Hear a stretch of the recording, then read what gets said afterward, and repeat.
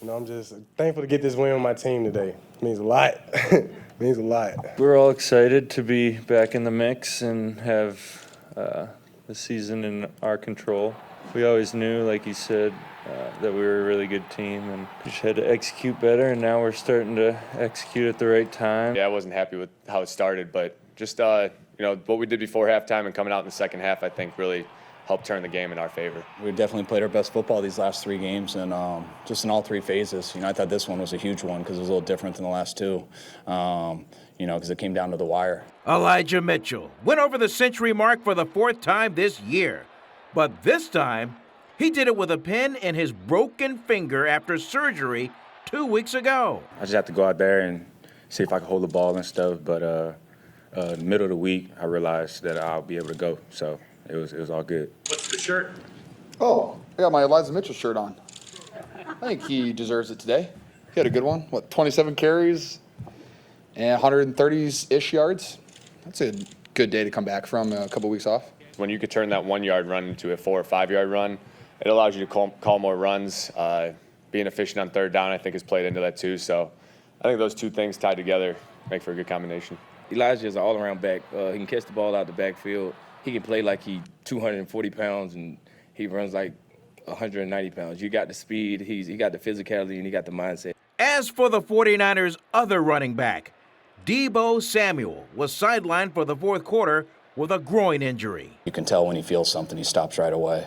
That's why I knew right away on the first step of that something was there. But by the time that he got to the sidelines, you feel like he saved a real bad injury. What's your level of concern about it? Not too much concern. Got MRI and stuff in the morning. We just go see how it goes. So with the win, the 49ers are now the 6th seed in the NFC playoff picture, and now only 1 game behind the Rams for the top wild card spot. That brings us to Cam Inman, Bay Area News Group's czar when it comes to the 49ers. And how about it today? I keep hearing playoff atmosphere. Were you getting the same feel? I've got the feel of a playoff win streak going. I mean, they won 3 in a row, so now you're allowed to have that discussion. I mean, the atmosphere, I don't know if it was playoff atmosphere. It was just kind of everybody knows what the stakes are now. The stands weren't totally full. This was not them beating the Vikings to advance through the NFC playoffs 2 years ago. But it was a very hard-fought win where they had to rally. They had to try to hold a lead. And everybody, offense, defense, special teams, there were flaws throughout, Vern, but there were also some really clutch plays. Of concern for me, Cam, is Deebo Samuel pulling up lame with the groin. What's the latest there? Deebo Samuel is going to have an MRI on Monday, and they'll find out what it is. They're hoping that it's just a mild strain.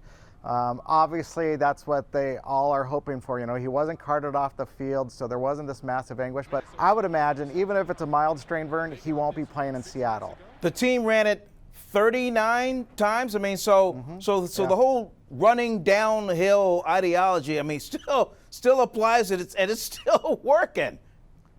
What's amazing about it, whether it's Deebo's 6 carries for 66 yards, it's rookie Elijah Mitchell that we got to start talking more about this kid because he's had 4 serious injuries since training camp, but he keeps running for these 100-yard games. Jimmy Garoppolo, isn't it wonderful that we can get through an entire interview and we hardly even bring up Jimmy G at all? The heat's off. Hey, Jimmy. Kyle Shanahan brought up the fact that Garoppolo's interception on the first series was inexcusable. And it was. I mean, you just don't want to start a game out like that when the recipe for winning has been don't turn the ball over, and Jimmy threw a bad pass.